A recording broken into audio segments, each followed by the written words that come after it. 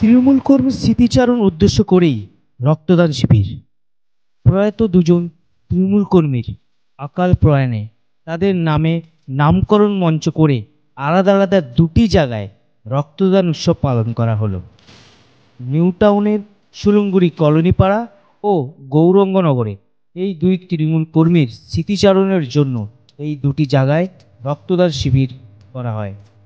প্রয়াত তৃণমূল কর্মীর নাম দীনুনাথ মালাকার ও বিশ্বজিৎ মিস্ত্রি। এই দুটি রক্তদান শিবিরে উপস্থিত ছিলেন রাজারহাট নিউ টাউনের বিধায়ক মাননীয় তাপস চ্যাটার্জি মহাশয়, ব্যারাকপুর জেলা সংগঠনের যুব তৃণমূলের সভাপতি মাননীয় দেবরাজ চক্রবর্তী, ব্লক সভাপতি প্রবীর কর ও মোহাম্মদ শাহ আলম, এছাড়া পঞ্চায়েত সদস্য করুণা রায়, অসীম রায় ও অন্যান্য পঞ্চায়েত সদস্যগণ। তৃণমূল নেতা মোহাম্মদ শাহ আলম তত্ত্বাবধানেই এই দুটি রক্তদান শিবির করা হয়। শত শত যুবকরা এই রক্তদান শিবিরে রক্ত দিতে এগিয়ে আসে। প্রয়াত তৃণমূল কর্মী বিশ্বজিৎ মিস্ত্রি দুটি ছোট্ট ছোট্ট কন্যা সন্তান আছে, তাদেরকে 5 লক্ষ টাকার আর্থিক সাহায্যের ঘোষণাও মোহাম্মদ শাহ আলম করেন। বিধায়ক তাপস চ্যাটার্জি ও তৃণমূল নেতা দেবরাজ চক্রবর্তী এই দুই পরিবারকে সহানুভূতির সাথে সাথে সমস্ত রকমের সহযোগিতার হাত বাড়িয়ে দেওয়ার আশ্বাস দেন। 2 নম্বর জাংলা হাতিয়াড়া পঞ্চায়েতের সদস্য করুণা রায়ের উদ্যোগে দীননাথ মালাকারের স্মৃতিচারণে রক্তদান ও বয়স্কদের সম্বর্ধনা দেওয়া হয়। পুরো রিপোর্ট নিউজ 1।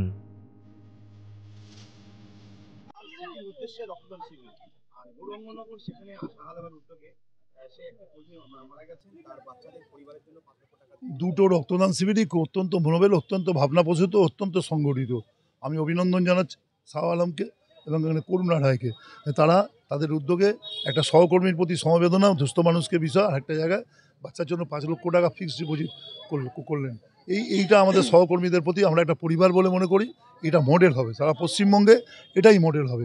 মানুষ রাজনীতি আমরা করি, মানুষকে যেমন সেবা করব, সহকর্মীদের পাশে থাকবো। সহকর্মীরা জীবনের সবটা রাজনীতির জন্য দিয়ে যান, তাদের পরিবার কী পান, তাদের পরিবারের পাশে তাদের সহকর্মীরাই দাঁড়াতে পারেন। সবসময় সরকারি নিয়মে সব কিছু হয় না, এই জন্য পাশে থাকার মানসিকতা আমরা পারলে সব কিছু করতে পারি। পারলে অনেক ইনিশিয়েটিভটা নিলে পারলে এটা প্রমাণ করে দিল। আমরা এরকম কাজ আমরা করেছি অতীতে প্রথম যখন করতে গেছি অনেক কিছু রক্তদান করে আবার কলেজ, রক্তদান করে আবার সুইমিং পুল, সব হয়ে যাওয়ার পর এখন বলা ছেড়ে দিয়েছে। এ শুনতেই হবে আমাদের, এইসব রক্ত দিয়ে আবার হয় নাকি? এরকম শুনতে আমি রক্ত দিয়ে মাঠ করেছি, এটা গল্প কথা না। জিজ্ঞেস করুন শাহ আলমকে, একদম মান্য করেছি। একদিনে 25টা করে রক্তদান। বিধানসভায় আমাকে অনেকে এমএলএ ঠিটকিরি হয়েছে, তাপস সেরা ছিল যে পায় তারা যে তারপরে এবং শুনেছে বলে গুরু জড়িয়ে ধরেছে। এরকম ব্যাপার থাকে। মানুষের উদ্যোগ নেওয়া থাকা। তাহলে গরিব ছেলের কী দেওয়ার আছে? দিন আনা দিন খাওয়া ছেলে জীবনে রক্তটা দিয়ে দিচ্ছে ব্যাপারগুলো করার জন্য। তাকে যদি বলেন 1,500 টাকা দাও, দিতে পারবে না, স্যার সম্ভবই না। মাসে হয়তো 5,000 টাকা আয় করে, রক্তটা সে দিন নির্দ্বিধায় দিয়ে দিচ্ছে। এটা কিন্তু অনেক বড় দান। এটাকে ব্যাপারটা করছে না। নিউ টাউনে সেটা হবে না, এখানে হবে না। এরা আমাদের সহকর্মী, এরা এই কাজটা করতে হয়। এটা আছে বলেই তো আমাদের দল আছে, এটা আছে বলেই তো এত কিছু বিষয়টা আছে। এটা আমরা সহকর্মীদের ভুলবো কেন? আমরা এই একটা প্রোগ্রাম থেকে মানুষ শেখে। দেখবেন অন্য সহকর্মীদের জন্য এই কাজ তারা করবেন। যদি কেউ হিংসাও করে, দেখবেন তাকেও এটা কাজটা করতে হবে। এটা কোনো বিষয় না। আমি এটার প্রতি প্রবীণ মানুষকে শ্রদ্ধা, প্রবীণ মানুষ সবসময় নমস্কারের। আর বাবা মাকে আমি তো ভগবানের পর বাবা মাকে নমস্কার করি।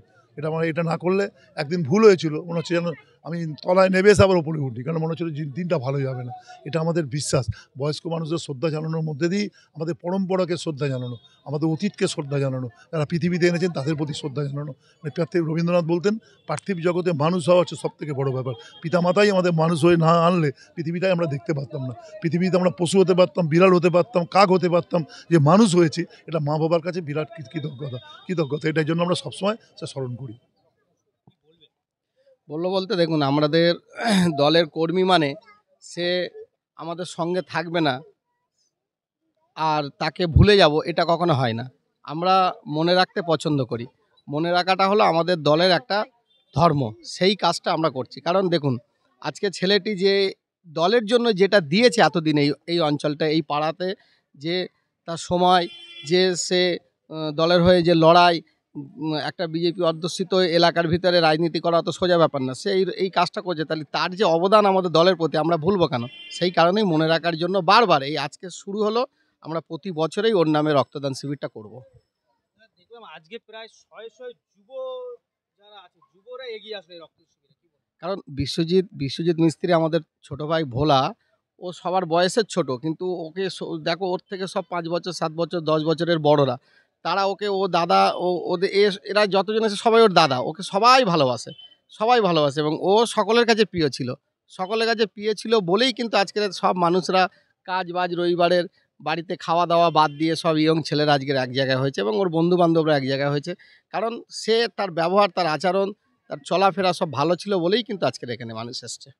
তোমার নেতৃত্বে দেখলাম একদিকে ভোলার স্মৃতিচারণ, একদিকে দীননাথ মালাকারের স্মৃতিচারণ, দুজন একদম খুব নিচু স্তরের কর্মী যারা একদম মানুষের সাথে মিলেমিশে মানে মানুষের দুয়ারে গিয়ে যারা রাজনীতি করে, তাদের নিয়ে এরকম বড় একটা মঞ্চ করে তাদের স্মৃতিচারণে করে রক্তদান, এটা একটা অভিনব একটা ভাবনা। আমাদের নেত্রী মমতা বন্দ্যোপাধ্যায় এবং আমাদের নেতা যুবরাজ আমাদের অভিষেক বন্দ্যোপাধ্যায় সেনাপতি, তার নির্দেশ হচ্ছে যে নিচু শ্রেণীর মানুষের, নিচু কর্মীদের যারা নেতা হতে পারে না কিন্তু তারাই পতাকাটা ধরে, তারাই ঝান্ডাটা বাঁধে, তারাই মিছিলে হাঁটে, তাদেরকে মনে রাখাটা আমাদের নেত্রী বারবার করে বলেছে। সেই নেত্রীর কথা এবং আমাদের নেতা অভিষেক বন্দ্যোপাধ্যায়ের আদর্শ মেনে চলি আমি। সেই কারণে আমার সঙ্গে যত আমাদের যুবর যত টিম আছে তাদেরকে সঙ্গে নিয়ে আমি এই কাজটা করি। বলছি এই ভোলার দুজন ছোট্ট বাচ্চা কন্যা আছে, তাদের কিছু আর্থিক সাহায্য করবে শোনা যাচ্ছে, এটা কি? দেখুন, আর্থিক সাহায্য বলতে আমরা অ্যাকচুয়ালি আজকে ভোলা 2 কন্যা, আমরা টোটাল আমার সব টিমকে ডেকেছিলাম, ডেকে বললাম যে ভোলার 2 কন্যা, ভোলার কন্যা যদি না হতো, যদি পুত্র হতো বা পুত্র হলে আমাদের অতটা চিন্তিত হতো না, কারণ একটা কন্যার প্রতি একটা অনেক দায়বদ্ধ থাকে। আমাদের রাজ্য সরকার মমতা ব্যানার্জি যতটা করছে, আমরা সবাইকে ডেকে বললাম যে আজকের ও একটা 3 বছর, একজন 5 বছর বয়স, এরা একটা সময় বড় হবে, বড় হলে এদের একটা অনেক সমস্যা হতে পারে, যেন ও বুঝতে না পারে যে আমার বাবা ছিল না বা আমার বাবা নেই, সেই জিনিসটা যেন বড় হয়ে বুঝতে না পারে। সেই কারণে আমরা একটা উদ্যোগ নিয়েছি, একটা মহতী উদ্যোগ নিয়েছি। যখন তাদের 18 বছর হবে, 18 বছর বয়স যখন হবে, ওরা এক একজনের খাতায় 5 লক্ষ টাকা করে থাকবে, মানে 2 বোনের নামে 10 লক্ষ টাকা ওরা পাবে। এটা যখন 5 বছর বয়স, যখন ওদের 18 বছর বয়স হবে সেই সময় পাবে। এই কারণেই 18 বছর বয়স হলো যখন তারা ওই টাকাটা পাবে, তখন সেই জায়গায় দাঁড়িয়ে থেকে দেখা যাচ্ছে যে ওদের ভবিষ্যৎটা উজ্জ্বল হবে, ওরা আরও বড়সড় ডাক্তারি পড়বে, কিছু করবে, পড়াশোনা করবে, তাদের জীবনটা ভালো থাকবে। কি আর বলবো, তার কিছু বলার নেই। সে আমাদের ছেড়ে চলে গেছে, তার স্মৃতিটাকে বাঁচানোর জন্য, তা আমাদের মনের মধ্যে মনে করে রাখার জন্য, তার জন্য রক্তদান শিবিরটা করা। সে সবসময় যেন আমাদের মধ্যে বিরাজ করে, এটাই আমাদের উদ্দেশ্য, আর কিছু না। বলছি কোনো দল তো এরকম করে না, কর্মীদের একটা কর্মী তার নিয়ে এত বড় একটা মঞ্চ বানিয়ে বিধায়ক থেকে শুরু করে দেবরাজ চক্রবর্তীর মতো একটা তুমুল নেতাদের এনে এরকম একটা প্রচার, এরা তো কেউ করে না এরকম। এই দেবরাজ চক্রবর্তী বলো তপস্যাজি বলো, এইসব কর্মীদের জন্য কিন্তু আজকে এরা নেতা হয়েছে। আজকে দিনু মালাকার যেভাবে দলের জন্য পরিশ্রম করতো, বাড়ির থেকে লোক এনে ভোটটা দেওয়া হতো, এইসব কর্মীরা চলে গেলে আমাদের দলেরই ক্ষতি, আর কিছু না। আজকে এখানে দেখলাম বয়স যারা গুণী ব্যক্তিরা আছে তাদের সম্বোধন দিলে এবার শীতবস্ত্র দান করবে, কি বলবেন? আর কিছু বলার নেই, এটা আমরা প্রত্যেক বছর করে থাকি। এটা দান না, এটা আমরা তাদের গুণীজন সংবর্ধনা করছি, আমরা কোনো দান করছি না। আমরা কিন্তু আমরা তাদের ডেকে সংবর্ধনা দিচ্ছি যে তোমরা আমাদের পাশে থাকো, আমরা তোমাদের পাশে আছি, যে কোনো ব্যাপারে আজকে আমরা তাদের পাশে থাকবো।